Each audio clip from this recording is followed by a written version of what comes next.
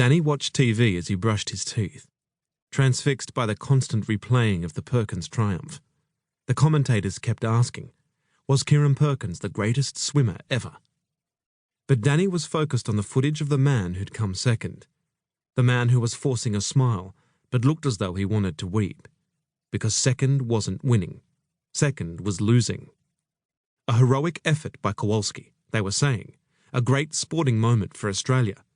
They were saying that Kowalski swam an honourable race, but second wasn't winning, second was losing. The phone rang and his mother answered it. She called out, "It's for you!" "How do you feel, champ?" He swallowed his toothpaste, coughed, grimaced at the burning in his throat. "Pretty good, I think." Dammit interrupted. "We're all so proud of you. Boz reckons he's going to tag your name all over Keon Park Station. You're the champion under-16 200-metre freestyle king. How does that feel, Mr. Kelly? How does that feel?" "Good, I guess." "Good, you guess? Dick Brain is fucking excellent. Are you free Saturday night? We want to take you out, kiss your ass, rub your knob for good luck." "You're gross. You're retarded." The old schoolyard insults made him giggle like a little kid. Then there was a strange, awkward silence. Dam's voice rushed in to fill it. "So Bell Street Macca's on Saturday?" Macca's on Saturday. Taylor would be in stitches. Scooter would be on the floor. He could hear them. "They're taking you to Macca's to celebrate. Are you serious? Fucking Macca's?" He didn't want that thought. Didn't want Demet to ever know that he could have had such a thought. Yeah, that's good. Macca's. All you can eat, hero." He put down the phone, caught a glimpse of the TV. They were playing the race again. Over and over and over.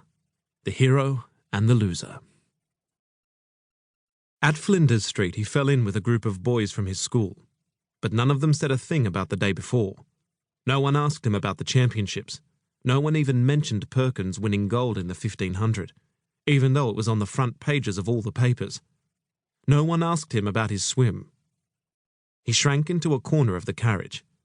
So he'd won a pissy all-Australian under-16 swimming contest. So fucking what?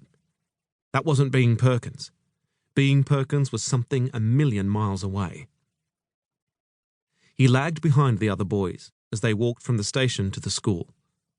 Luke was standing in a crowd, and he peeled off and came over to wrap an arm around Danny, but he didn't say a thing.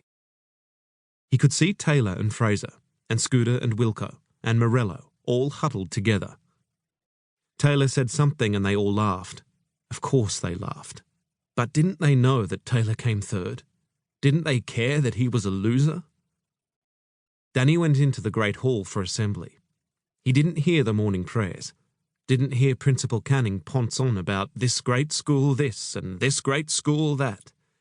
It didn't matter what medals Danny won. They didn't want him. He didn't belong there. But then Luke was shaking him, grinning, pointing him towards the podium. And Principal Canning was looking down at Danny, looking straight at him and clapping. Luke pushed Danny into the aisle, and then everyone was clapping. The juniors and the seniors, even the teachers. Everyone was applauding. And then they were starting to cheer. The whole school was shouting out his name. "Danny Kelly! Danny Kelly! Danny Kelly!" His school was shouting out his name. He was walking towards the stage and one of the seniors, Cosgrave, held out his hand, and Danny shook the older boy's hand. And then another prefect, Radcliffe, came forward, and Danny shook Radcliffe's hand. His name was thundering through the Great Hall, and as he climbed the steps to take his place next to Principal Canning, he looked down to see Luke jumping up and down, cheering like a maniac, like it was the proudest moment of his life. And all the boys, all the teachers, were standing, stamping their feet, cheering and clapping. Coach was there, looking stern, but he too was standing. He too was clapping. Danny searched the sea of faces, looking for Taylor. He was shaking Principal Canning's hand, but all the time he was trying to find Taylor.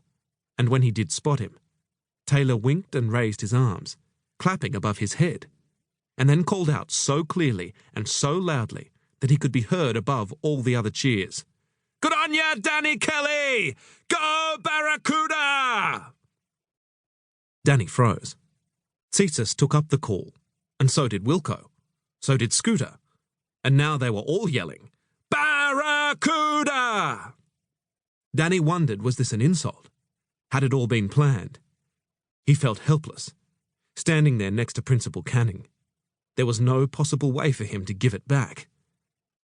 "You psycho!" Taylor's voice again carried above the din. "You dangerous, crazy psycho! You Barracuda!" And Tsiolkas and Wilco, Scooter and Fraser, they took up the chant. "Barracuda! Barracuda!" And the rest of the boys joined in. "Barracuda!" And even Coach, even Frank Tormer was calling it out. "Barracuda!" Calling it out, clapping, stamping, cheering, all cheering for him. "Barracuda! Danny Kelly! Barracuda! Danny Kelly!" Then he felt it. Then it really meant something.